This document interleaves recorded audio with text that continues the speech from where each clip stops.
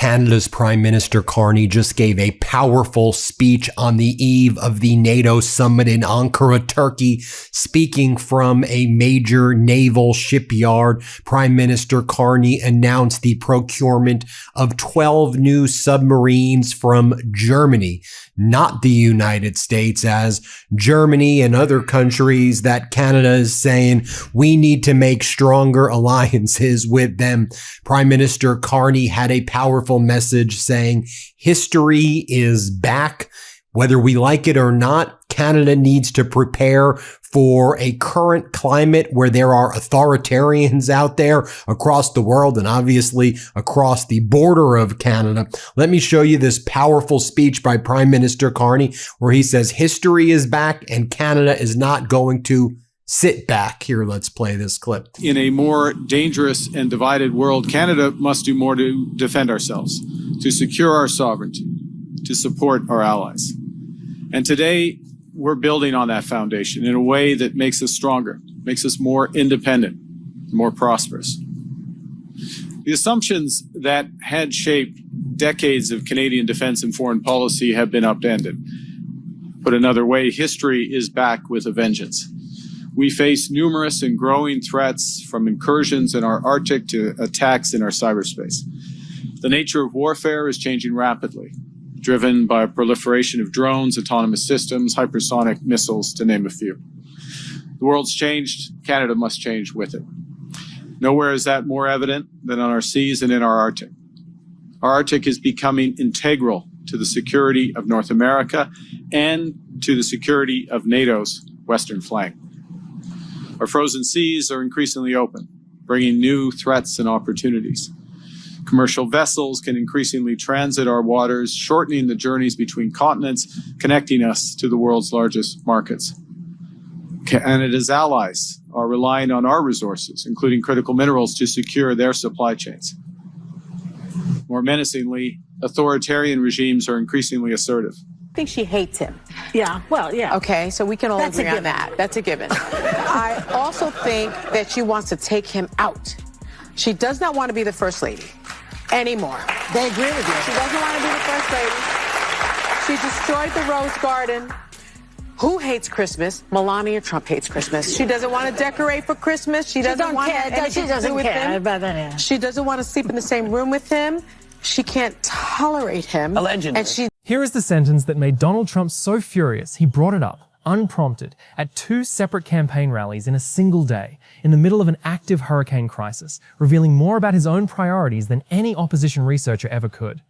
That is one dumb woman. Sorry. I'm sorry. Women. She's a dummy. That is the President of the United States, at the time still a candidate, standing in front of thousands of people in Scranton and Reading, Pennsylvania, taking a break from his own stump speech to personally insult a legal analyst and talk show host over a single question she had asked his opponent 2 days earlier. And what did Sunny Hostin do the very next morning, live, on national television, in front of millions of viewers? She did not flinch. She did not apologize. She delivered one of the most surgical, most quotable takedowns in the entire history of that legendary program. And she has spent every month since then continuing to build one of the most fearless, most consistently accurate records of live television confrontation of anyone currently on daytime TV. Welcome to USA Press. Tonight we are going deep into the full history of Sunny Hostin versus Donald Trump, the dumb woman rally meltdown, her devastating live rebuttal, her Supreme Court birthright citizenship takedown, her 2026 midterm election-stealing prediction that turned out to be alarmingly well-informed, and everything else that has happened around Trump in the past several days. Because as your resident obsessive, I promise you, once you see this entire timeline laid out together, you will understand exactly why this particular co-host occupies such a specific, painful place in Donald Trump's head. The burdens within our traditional alliances are shifting. And middle powers such as Canada are seeking greater strategic autonomy through partnerships amongst the like-minded. We must meet both the realities of a changing climate and that new geopolitical landscape. The sovereignty of our country, bounded by 3 oceans and the world's longest coastline, depends on our maritime capabilities. And I want to salute the women and men of Canada's Navy for leading that.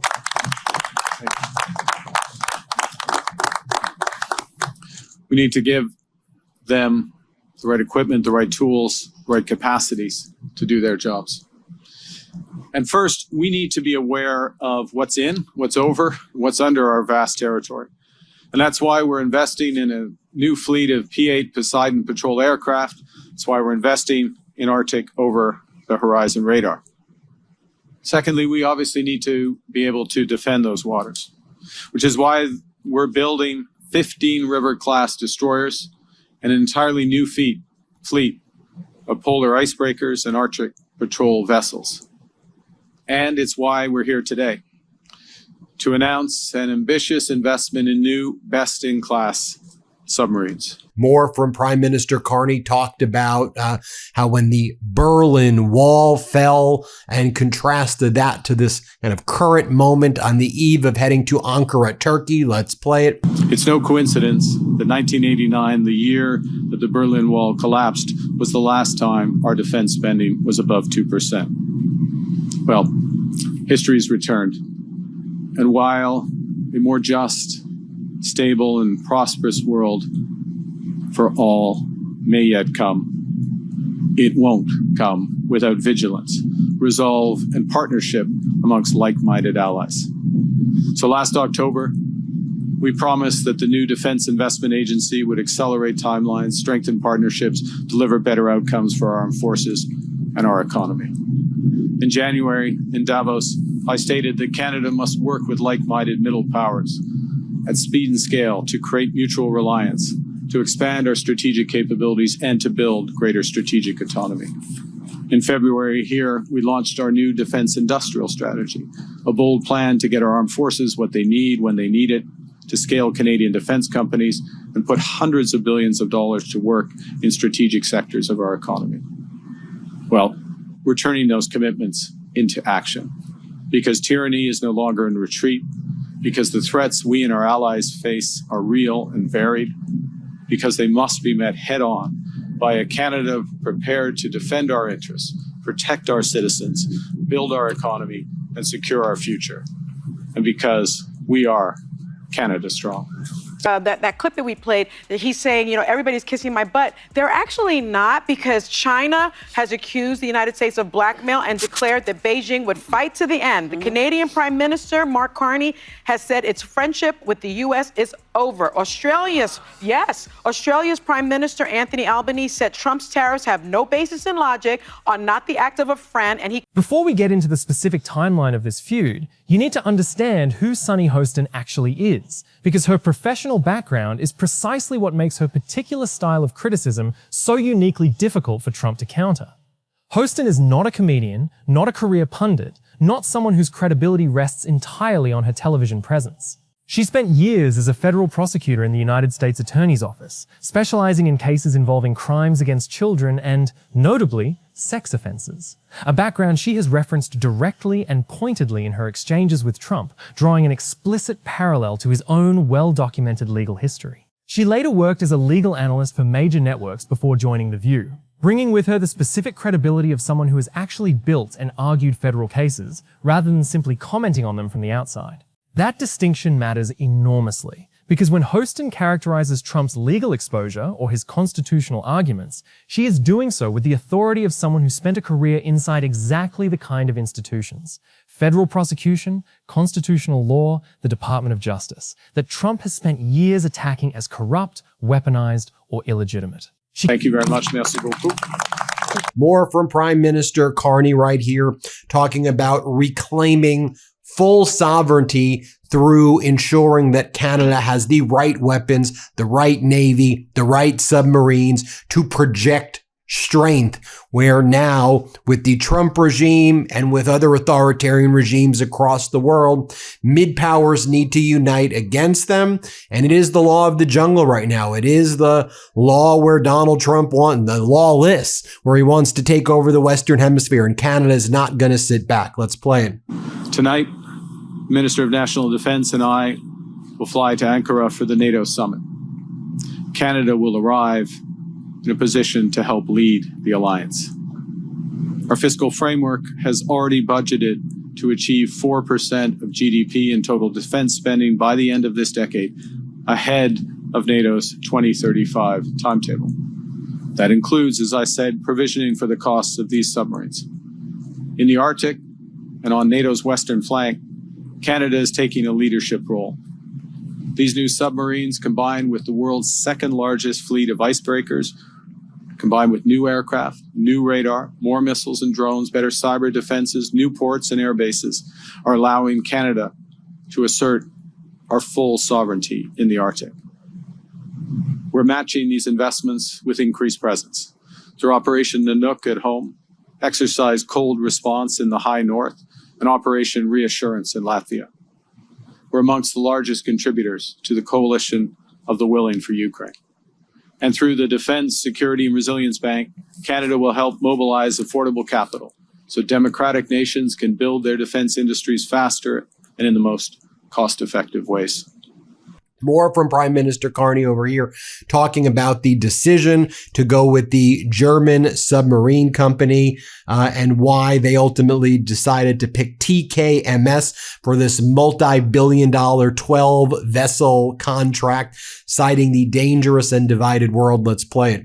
Today, as part of our commitments to defend Canada and to support our allies, I'm pleased to announce that Canada has selected TKMS as the preferred supplier for Canada's patrol submarine project.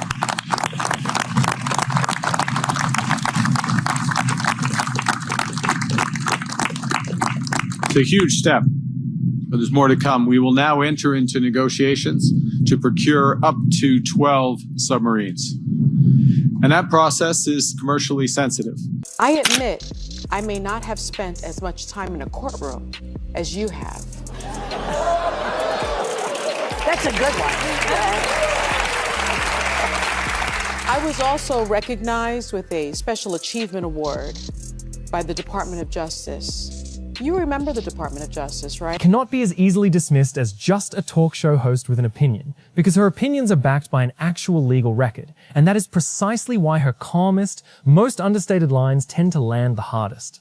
Let's start with October 2024, because you need the full context of what set this entire feud in motion, and the pettiness of the original spark tells you everything about how this man's mind actually works. On October 8th, 2024, Vice President Kamala Harris appeared on The View for a sit-down interview, and during that conversation, Sunny Hostin, a former federal prosecutor, a legal analyst, a woman with genuine courtroom credentials, asked Harris a single, entirely reasonable journalistic question. If anything, would she have done something differently than President Biden over the past 4 years? That is not a hostile question. That is not a gotcha. That is the single most standard, most predictable question any journalist could ask a sitting vice president running to succeed her own boss. And yet, the very next day, at a campaign rally doubleheader in Pennsylvania, Donald Trump could not let it go. Standing in front of a live crowd in Scranton, he veered off his prepared remarks to attack Hostin by name, calling her dumber than Kamala, a dummy, and then, in the line that would define the entire feud going forward, "That is one dumb woman." He did not stop there. Later that same day, in Reading, he turned his attention to Whoopi Goldberg. Always, we will not negotiate in public so as to maintain the strongest possible position for Canada. What I can confirm today is that we have already provisioned for the costs of purchasing these submarines in our fiscal framework. It's already in the budget. And I can confirm that this procurement will be the largest in Canadian history, and that by design, and Doug Guzman just alluded to this very lightly, by design, this process will have far and away the greatest economic impact of any defense investment right across Canada.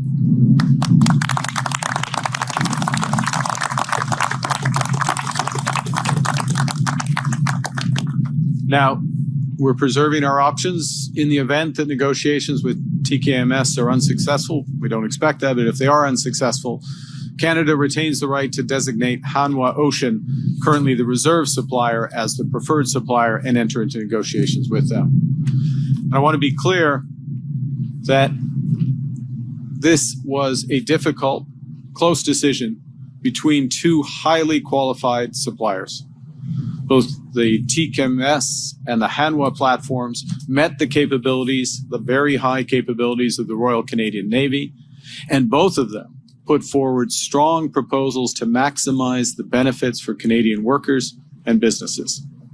On behalf of the government, on behalf of the Canadian people, I would like to thank both bidders for the extraordinarily thoughtful, comprehensive, and cooperative proposals that they and their government submitted.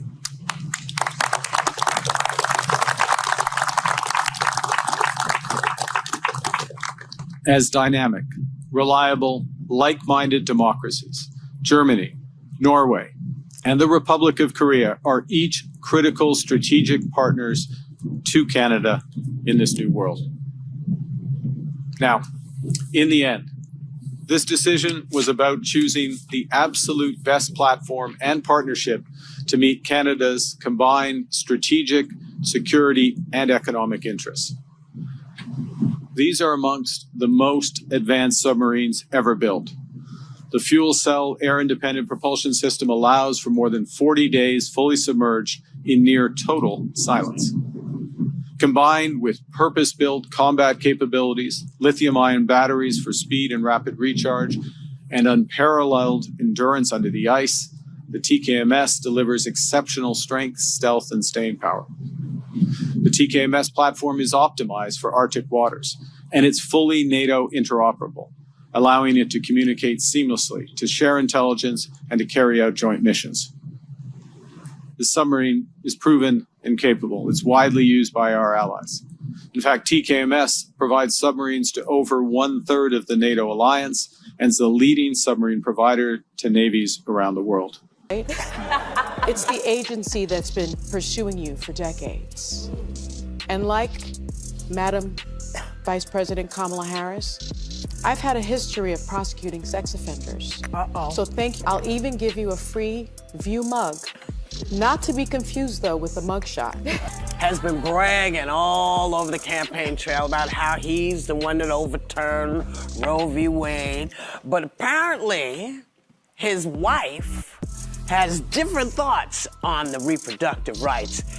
Dredging up a decades-old memory of having once hired her as a comedian at one of his casinos, calling her set from that era filthy, dirty, disgusting, and adding, with the specific bitterness of a man who apparently still resents paying someone to be funny at his own venue. What a loser she is. Now, here is the detail that I want you to sit with, because it is the entire key to understanding why this specific feud reveals so much about Trump's psychology. A single, benign interview question from a daytime talk show host was enough to occupy the attention of a man running for President of the United States during an active campaign on the same day Hurricane Milton was actively devastating the state of Florida.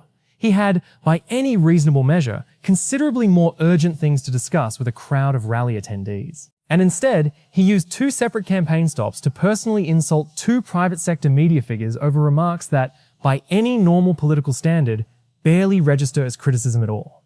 That is not the behavior of a disciplined candidate managing a campaign message. That is the behavior of a man who cannot let a single perceived slight pass, regardless of the cost to his own focus, regardless of how small the original offense actually was.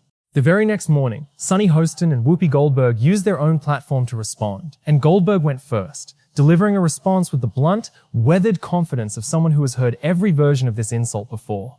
As it turns out, I was filthy, Goldberg said, addressing Trump directly. I was filthy, and I stand on that fact. I have always been filthy. And you knew that when you hired me, a headliner, babe, at your casino, which I might have continued to play had you not run it into the ground. How dumb are you that you hired me 4 times and you didn't know what you were getting? How dumb are you? Notice the structure of that response. Goldberg does not deny the insult. She owns it completely and then flips it back onto Trump's own judgment as a businessman, pointing out that he personally chose to hire her, repeatedly, fully aware of exactly who she was. She then added one more line that would prove enormously consequential in hindsight, drawing the sharpest possible distinction between crude language and actual physical assault. To purchase the Type 212 CD. Is that 212 or 212? 212. Okay, let's roll tape. Let's redo. Type 212 CD sub will operate seamlessly alongside our NATO partners, sharing training, maintenance, parts, technology, and even crews throughout their service lives.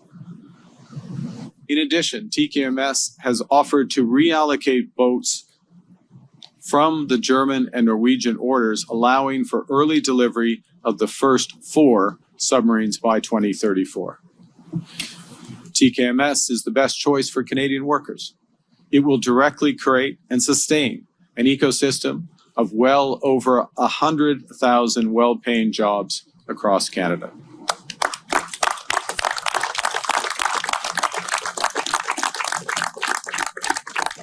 And in its initial phase, this project will put Canadians to work on the direct construction of these submarines. That means welders, pipe fitters, engineers designing the next generation systems, machinists building precision components, researchers advancing the technologies of tomorrow.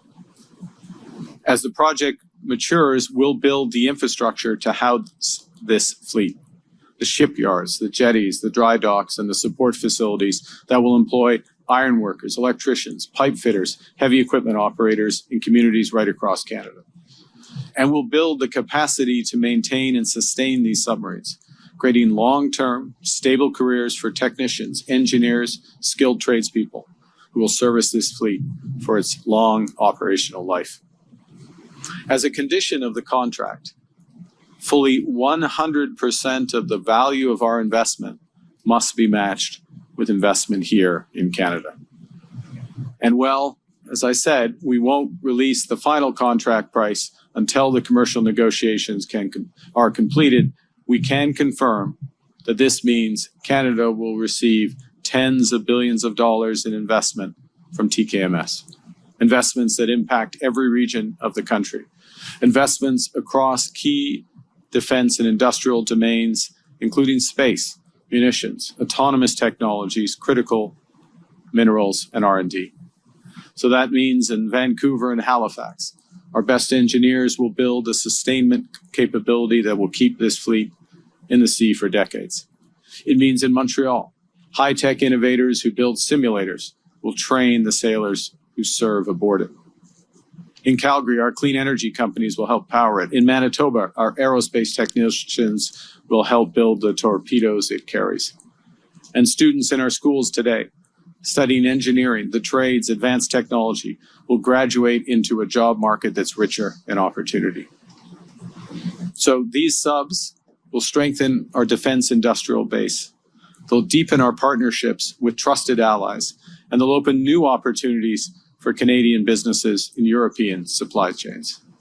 There you have it, everybody. Let me know what you think. Hit subscribe. Powerful speech indeed. Let's get to 7 million subscribers. After posting this video plugging her memoir. Take a look. Individual freedom is a fundamental principle that I safeguard. Without a doubt, there is no room for compromise when it comes to this essential right that all women possess from birth: individual freedom. What does my body, my choice really mean?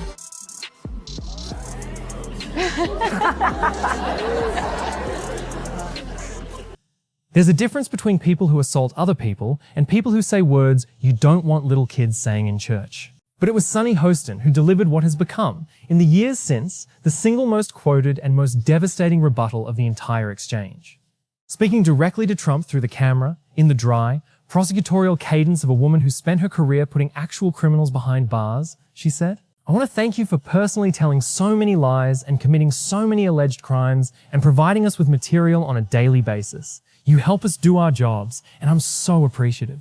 She then reminded the audience, and Trump himself, of her own legal credentials, noting she had been recognized with a Special Achievement Award by the Department of Justice. The agency, she added pointedly, that's been pursuing you for decades. And then came the line that turned the entire segment into a viral moment that outlasted the news cycle it was born from. As for dumb questions, you're always welcome to come here and answer some if sitting so close to a prosecutor won't make you nervous. I'll even give you a free view mug, not to be confused though with a mugshot. Read that closing line again slowly, because the construction is genuinely masterful.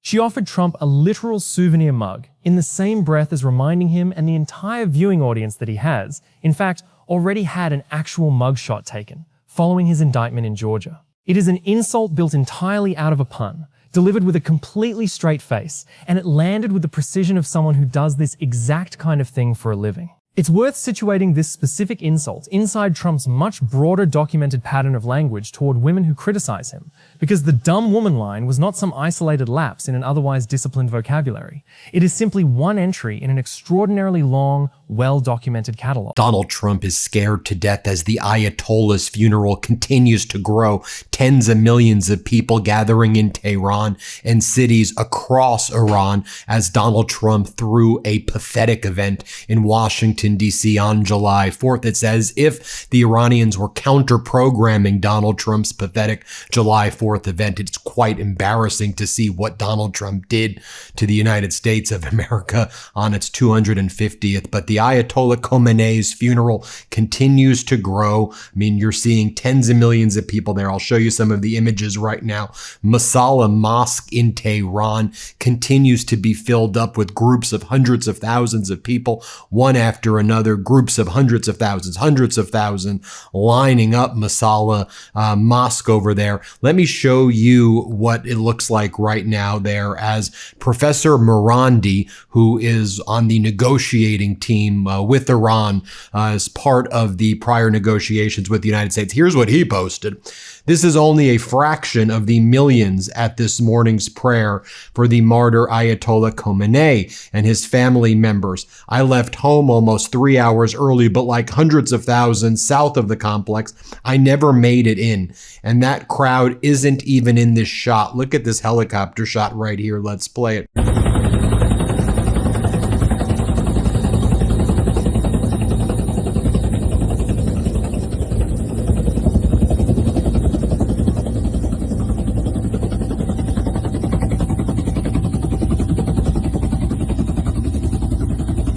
More aerial images are surfacing of the immense crowd gathered. And as you zoom in, you can see people's signs that say, kill Trump, or we're going to kill Trump, or words to that effect. The people there are absolutely livid. I mean, they are mourning, but they are also livid. I'll show you what some prominent Iranians who are there are saying as well. Take a look at this aerial image right here. Let's play it.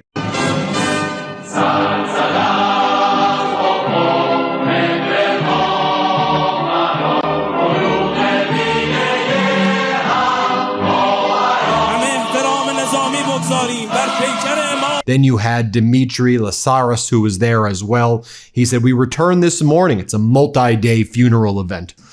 We returned this morning to the Grand Masala Mosque in Tehran.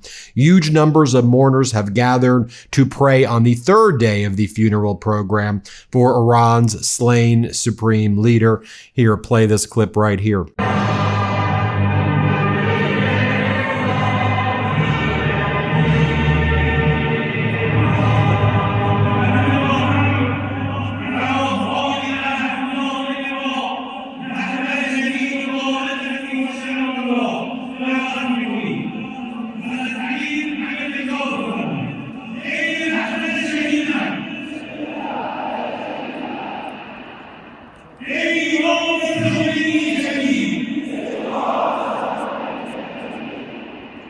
Crybaby with this complex of victimhood, right? Here he is, this billionaire, supposedly, there's this, there's that. All he does is bitch and moan and complain and whine and nag. Dude, he's a very small man. He's a very small well, man. fortunately, I don't know how small he is, but I know he's not big enough to be president. Yeah. Well. He's clearly very focused on this show because we keep calling him out, and we're going to keep doing it. He said in that clip, every president provides their birth certificate. No, they don't, but do you know what they do provide? They provide medical their taxes records. And their medical records. And that is something that... The Week magazine has compiled a running list of Trump's remarks about women that spans decades and includes attacks on Nancy Pelosi as crazy as a bedbug, on Fani Willis as being out of her mind, on Alexandria Ocasio-Cortez as not even a smart person, and on Marjorie Taylor Greene, once a close ally, dismissed as having the views of a very dumb person the moment she broke from him. The pattern across every single one of these remarks is strikingly consistent. Intelligence is the very first thing Trump reaches for whenever a woman challenges, questions, or criticizes him, regardless of her actual credentials, her actual expertise, or the actual substance of what she said. Sonny Hostin, a former federal prosecutor with a documented career built on legal expertise, was reduced in Trump's own words to one dumb woman for the crime of asking a standard, entirely predictable interview question.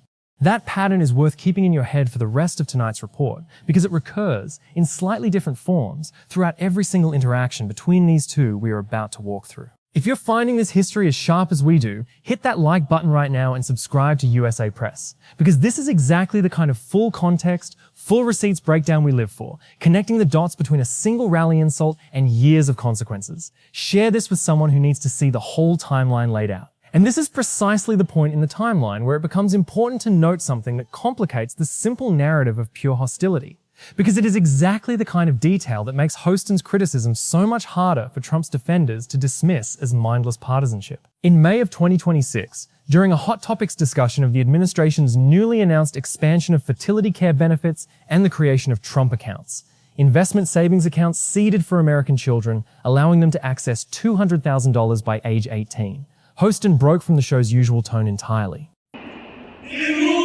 I think the way Dropsite describes it is apt. They talk about the hundreds of thousands of people who keep filling up the Masala Mosque one after the other in these groups to the tune of tens of millions of people nationwide, over 10 million mourners nationwide. Black-clad crowds packed Imam Khomeini's Grand Masala and surrounding avenues, waving Iranian and red flags and portraits in the searing summer heat, about 35 degrees Celsius, but they had mist machines all over and fire trucks spraying water over the profession. Mourners were calling for vengeance over Khomeini's killing. Buried alongside Khamenei were several family members killed in the same strike, including his 14-month-old granddaughter Zahra Mohammadi Ghalibafandi, his eldest daughter Zahra Khamenei, his son-in-law Mohammad Javad Mohammadi Ghalibafandi, and the wife of Iran's new supreme leader Fatima Khamenei. Authorities said they opened more than 5,000 schools to accommodate pilgrims traveling from across Iran. The Associated Press reported that the three Khamenei sons, Mostafa, Maysem, and Mossad, attended the funeral prayers, while Iran's new supreme leader, Mojtaba Khomeini, did not appear publicly. Khomeini is scheduled to be buried on Thursday in his hometown of Mashhad. Arya Yagdar, who's over there, says, "Mourn but don't lose hope. The great Ayatollah Khomeini left us. We were blessed with Ayatollah Khomeini. Khomeini left us with Khomeini, rather. And now, as Ayatollah Khomeini has left us, he has gifted us Ayatollah Khomeini Jr. 10 million attended Imam Khomeini's funeral. Imam Khomeini's funeral was attended by even more. You see images right here. I'll show you what it looked like in the evening. Here, play this clip.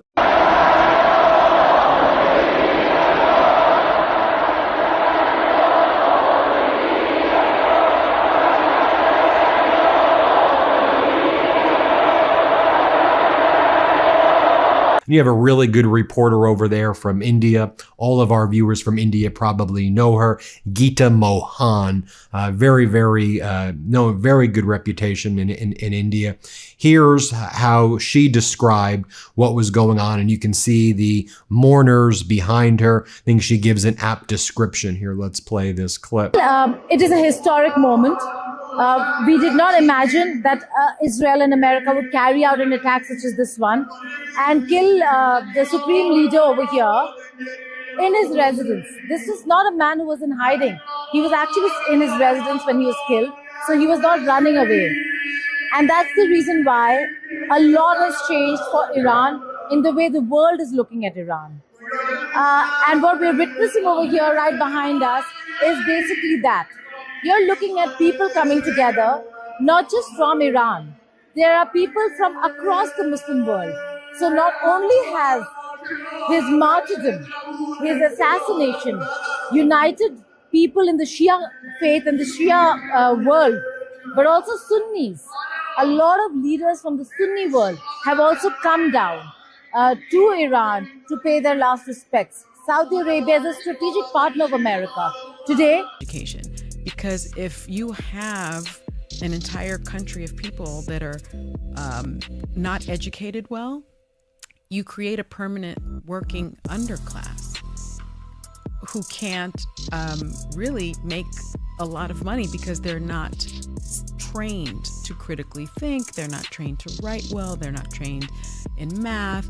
And so I think there's a master plan here, and it's really stressing me out because as you know, I say, for me in particular, education was the great equalizer. There's so much to criticize Donald Trump for, especially his racism and his xenophobia and his misogyny, yes. But these particular things, where you have an account, a Trump account, where your children can have $200,000 when they're 18 years old, and the help with infertility, which is also a crisis in the country, I think you call a thing, and I think these are good policies, she said, drawing directly on her own personal history of having spent her life savings on IVF treatment. Whoopi Goldberg pushed back, noting she would withhold any credit until she saw actual results, and specifically until the administration matched that support with care from birth to 18 or 20. The reason this moment matters so much for understanding Hostin's overall credibility is simple. A purely reflexive partisan hack does not publicly praise the administration she spends most of her airtime criticizing, especially not using language as blunt as, "I think you call a thing." Hostin's willingness to break from her own default position, on the record, when she genuinely believes a specific policy has merit, is exactly what makes her sharper criticisms. The dumb woman clapback, the front row seat to his racist theory line we are about to get to. Land with the weight of considered judgment rather than automatic opposition. Now, this was not an isolated skirmish, and if you have followed Sunny Hostin's career on The View since that October 2024 exchange, you know that she has continued building one of the most consistently sharp and increasingly prophetic records of anyone currently covering this administration on live television. Let's fast forward to April 1st, 2026, because this is where Hostin delivered what might be her single most quotable line of the entire second Trump term. President Trump made the unprecedented decision to personally attend oral arguments at the Supreme Court, becoming the first sitting president in American history to do so, specifically for a case concerning his own executive order attempting to end birthright citizenship. Hostin did not mince words about what she believed motivated that historic first. He is the first president in US history to sit in the Supreme Court, and that's for a reason, she said. Because we do have the separation of branches. We have the three branches of government: the executive branch, the legislative branch, the judicial branch. His last respects to the late Supreme Leader. That shows that this one incident has changed the geopolitics of the world. And this event is one of the most important events in recent times. Also the first major event under the leadership of the new Supreme Leader, Moshtaba Khamenei. Thank you very much. More images right here. Arya Yagdahar says Tehran's prayer hall, 12 hours after the unprecedented presence of mourners paying their respect to their martyred leader, Ayatollah Khamenei. That's what it looked like at 8 p.m. You can hear the chants there, Ya Hussein. You could just listen to what's going on there. Show the images as well. Image. Now just play a small portion of this clip. Let's play it.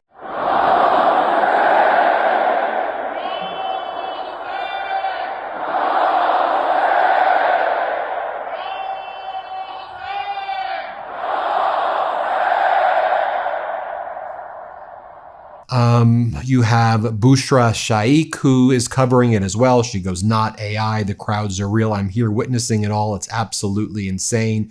Here are some of the images that she captured, more images that she captured over there. Contrast that, by the way, to whatever the heck was going on July 4th, which actually dripped into July 5th in Washington, D.C. for Donald Trump. You see empty seats. Donald Trump obviously scared to death at the signs that I mentioned before. Also scared to death that just the crowd size is so massive, and that the narratives that were, I think, that Donald Trump was spewing, they're destroyed, they're dead, they don't exist, they're begging. That's just not, that's not the reality of the situation.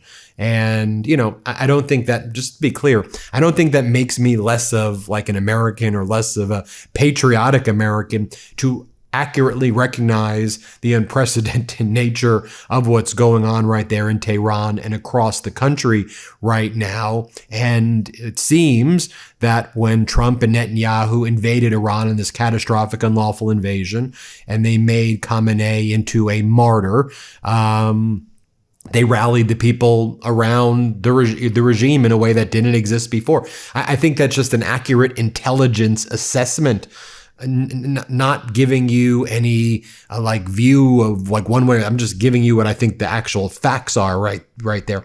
I'll tell you what they think over there. I'll show you in this interview over for Reportify. Because it's just a continuation of the erasure of American history. Of course, I take it a little personally because one of my closest friends is Alicia Garza, who wrote the letter that started the Black Lives Matter movement, and she is one of our thought leaders of our generation. And so I'm saddened by it, but let's be clear, this was extortion. Take it down or lose federal funding. Right. And we're seeing that same thing at Columbia. We're seeing that, and we're going to continue to see that same type of extortion. And the Supreme Court really is the head of the judicial branch. And the head of the executive branch should not be sitting in the Supreme Court. She went further, pointing out that multiple lower courts had already found the birthright citizenship order unconstitutional, and noted, based on the actual transcripts of that day's arguments, that even the conservative justices did not appear persuaded by the administration's legal theory. When you hear Chief Justice Roberts say that you're relying on a quirky argument based on Roman law, you're in trouble, she observed. And then she delivered the line that made headlines across entertainment and political media alike. I think that's really sad that that is before the Supreme Court, and that President Trump wants to have a front row seat to his racist theory.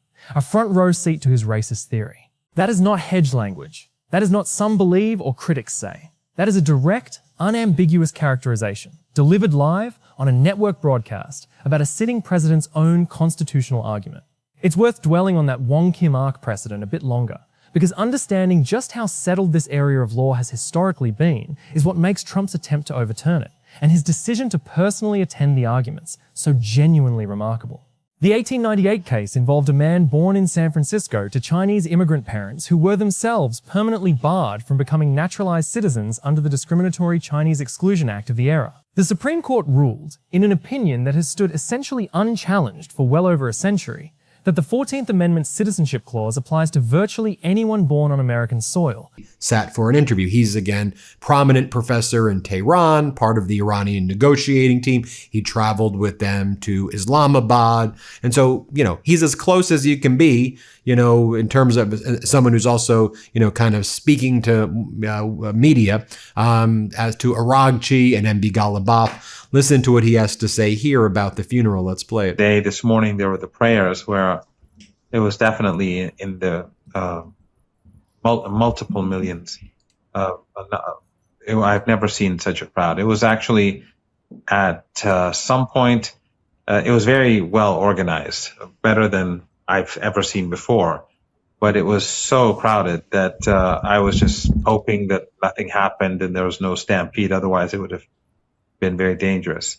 So, but the funeral is ongoing, and people, if they go to media outlets like Press TV or Al Alam or Al Mayadeen, they have rolling coverage, and people are going there 24 hours a day in very large numbers. So the irony of it all is that the United States carried out an assault with the Israeli regime and with this broad alliance or coalition of NATO, as the Secretary General of NATO admitted they were involved, and regional countries. This assault was to destroy the country in a couple of days, to bring about a collapse. And not only did it fail to do that, the United States and the Israeli regime and their allies and proxies lost the war. They lost the siege warfare, and they lost at the negotiating table. And today and yesterday, we've seen huge crowds gathering in the many millions to pay their respects, and they've united the country in a way which I have never seen before. And here he describes it as a show of force. You can play the clip right here. That Iran has emerged significantly stronger, despite the destruction and the deaths, than what it was before. And the United States is significantly weaker. I mean, all these millions of people who gathered in Tehran today, and those who are going now and tonight and tomorrow morning and at midnight, all those millions of people who will be attending different parts of the funeral ceremony, they've been hurt by the war. They've been economically and impacted by the war. Life is more difficult today than it was 4 or 5 months ago. Yet they were determined to go and participate, and they declared a holiday. So these people could have just left Tehran, gone to the beaches in the north of Iran, gone to the forest, gone to some other cities and enjoyed the weekend. But what they did was, in this heat of summer, they went, and you know how big cities are, getting around is difficult enough on normal occasions. Getting to this ceremony meant we had to walk for a couple of hours just to get there in Tehran's heat, which in the height of summer can be at 40 degrees. I think it was like 35, 36 today, which is rather good for the summer in Iran, which is okay. But the point is that despite all the hurt, people are determined. It's a show of force. They went to the streets both to commemorate the leader, both to show how they felt about him, but also in defiance of the United States, in defiance of empire, in defiance of those who imposed war on the people. And I think this is just going to make things more difficult for the United States in the days and weeks and months ahead. Because imagine you're an Iranian negotiator. You're going to the negotiating table, and now you have you've seen the millions of people going to the funeral. That is going to give you much more strength and much more leverage to deal with the United States, regardless of their parents' own citizenship or immigration status. That ruling has been treated as foundational, settled constitutional law by legal scholars across the ideological spectrum for generations. The kind of precedent conservative and liberal justices alike have simply built around rather than revisited. For a sitting president to not only attempt to override that precedent through executive order, but to then personally sit in the courtroom gallery while the nation's highest court debated whether his own administration's legal theory holds water, is precisely the kind of historically unprecedented executive assertiveness that Hostin's commentary was identifying in real time.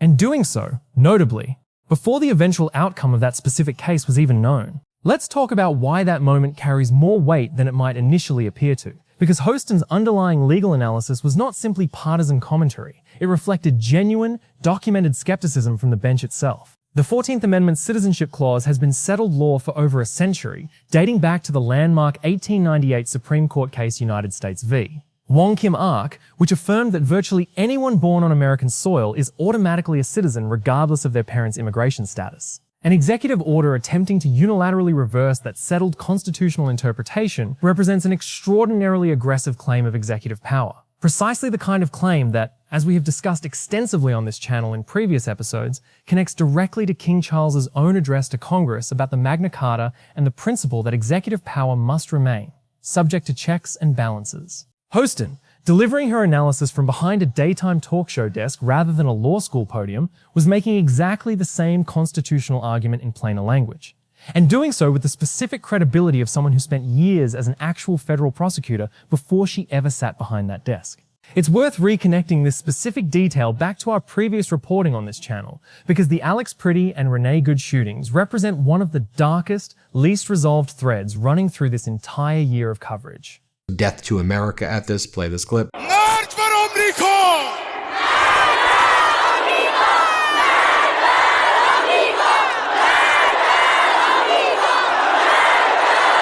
Same thing in the subways you can hear as well.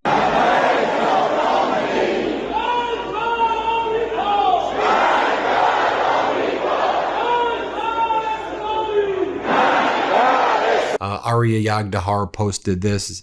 Damn, look at this crowd. Look how big it is. Let's play it.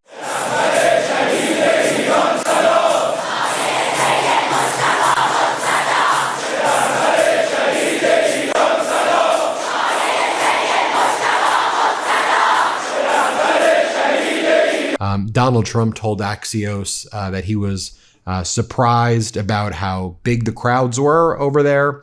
And he said he thought that everybody hated the Ayatollah, so he was shocked. And he says, maybe they're being paid to do that. I don't know. Just think about it. You said they're so broke, that they're poor, that they don't have any money, and now you're saying they paid tens of millions of people to show up. That doesn't make any sense at all. I'll show you this other video footage right here.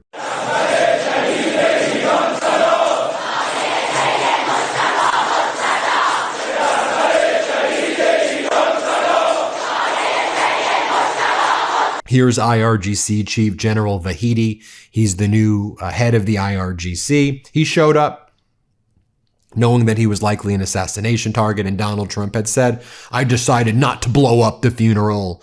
And then people like Mark Levin, who's one of the Fox regime propagandists, who's close to Donald Trump, is like, we missed our shot. We should have taken them all out at the funeral of the Ayatollah. But look, you have the IRGC Chief General Vahidi right there.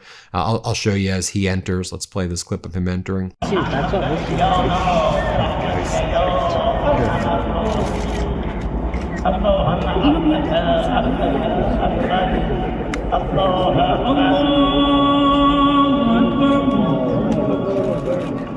MB Ghalibaf, basically the top civilian person in Iran right now, although he held major military positions before.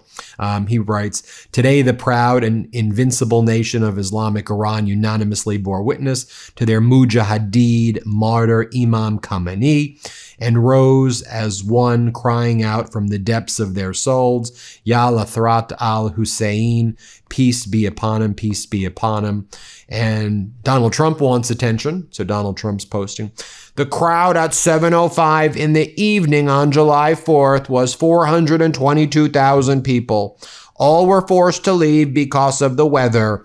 The event was canceled and everyone was gone because of lightning.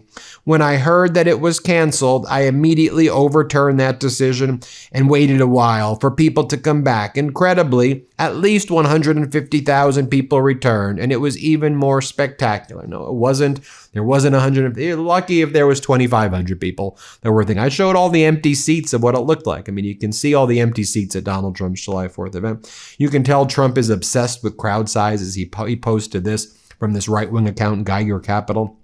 Just 100 years ago, England was the greatest empire the world had ever seen. A few generations later, they are a deindustrialized welfare zone, unable to stop third world men from invading on rubber boats.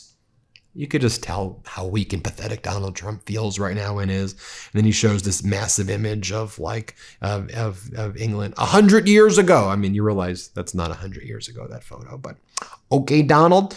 And then you saw that, the fire, he even destroyed the fireworks show on July 4th. He demanded that they release so many fireworks that it ended up, destroying the air quality was horrible. I did a video on that yesterday morning. But you couldn't see the fireworks because he just blew them up all at once. There was no rhythm. There was no order. There was no inspiration. There was no color. It was all white, right? Kind of sums up the Trump regime, right? No order, all white, no diversity, no planning, just blowing stuff up. And then it backfiring in your face. I'll just show you what it looked like again. Like, what the heck even was this? This is like the worst fireworks ever.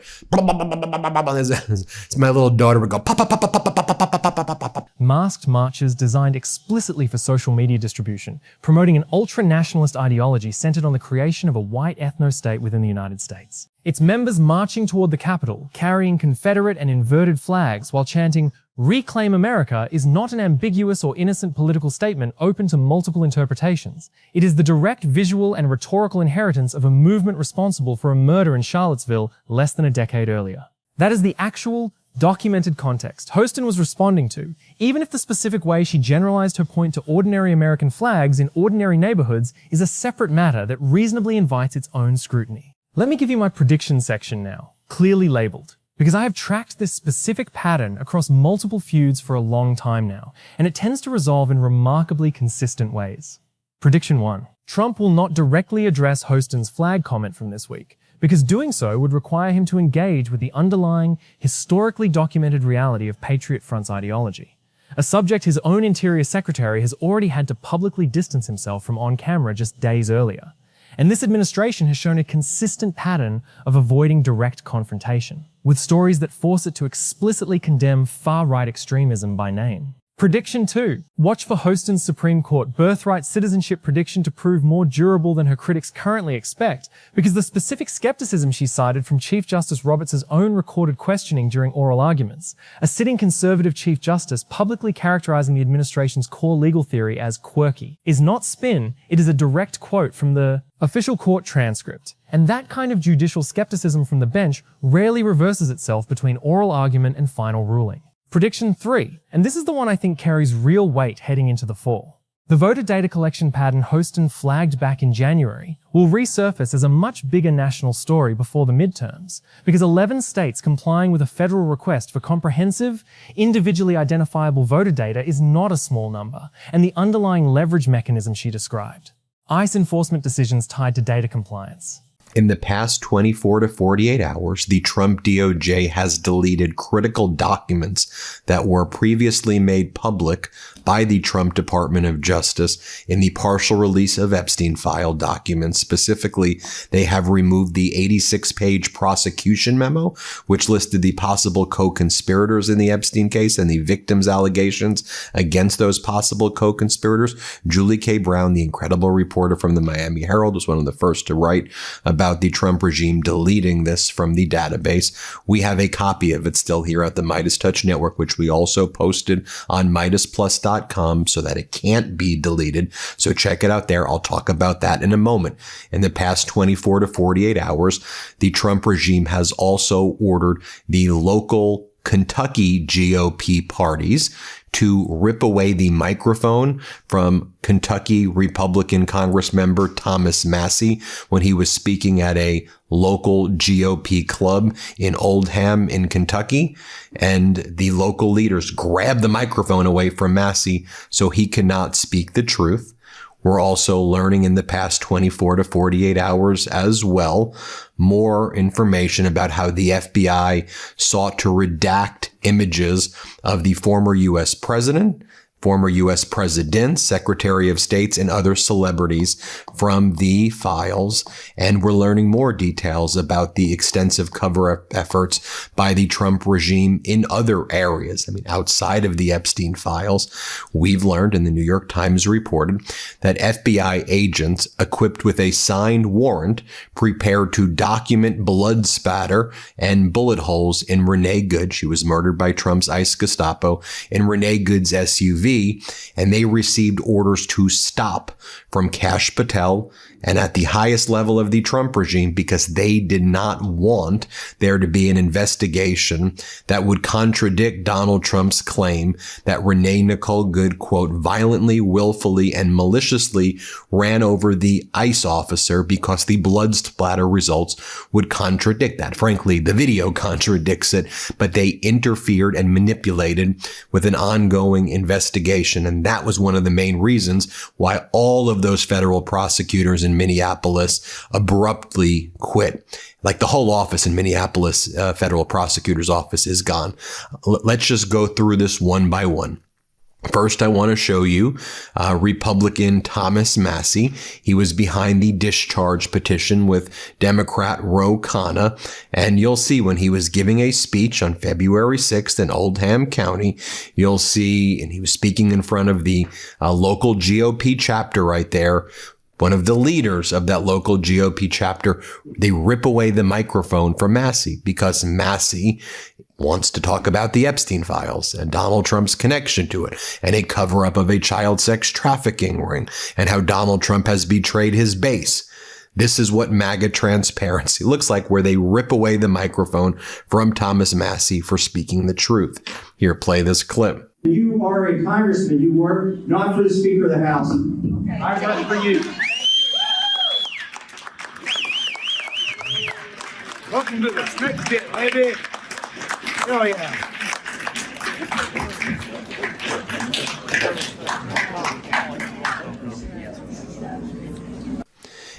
Is exactly the kind of quietly bureaucratic power grab that tends to escape sustained media attention until it has already been substantially completed. Here is the deeper truth sitting underneath this entire history, from the rally insult in October 2024 all the way through the flag comment made just yesterday, and it is worth closing on. Donald Trump could not simply ignore a single, ordinary interview question asked of his opponent. He had to attack the woman who asked it, by name, at 2 separate campaign rallies, on a day when an actual hurricane was devastating an American state. That reaction tells you something essential about this man, that all the policy analysis in the world sometimes obscures. He cannot tolerate being fact-checked, cannot tolerate being questioned, cannot tolerate a woman with actual prosecutorial credentials sitting behind a television desk and calmly, methodically, documenting his own legal jeopardy back to him using nothing but his own public record.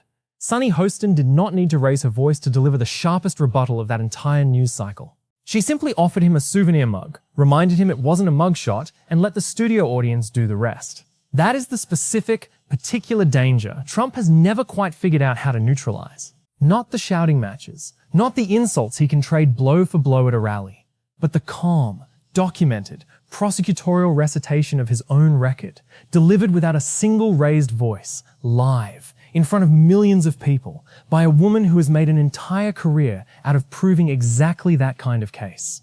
This is USA Press. If tonight's deep dive connected pieces of this story you had not seen laid out together before, hit that like button right now. It costs you 1 second, and it puts this reporting in front of thousands more people who need to see the full picture, especially the parts of this timeline that rarely get remembered together in a single sitting. Subscribe to USA Press and turn on notifications, because between the Supreme Court's eventual birthright citizenship ruling, the voter data story, and whatever comes out of the next Hot Topics segment, this story is nowhere close to finished. Drop a comment and tell us. Was the mug not a mugshot line, or the front row seat to his racist theory line the single sharpest thing Sunny Hostin has ever said about this president? And do you think her election-stealing warning from January deserves more national attention than it's currently getting? We want to hear where you land. Stay sharp, stay informed, and remember, you cannot rally your way out of a legal note.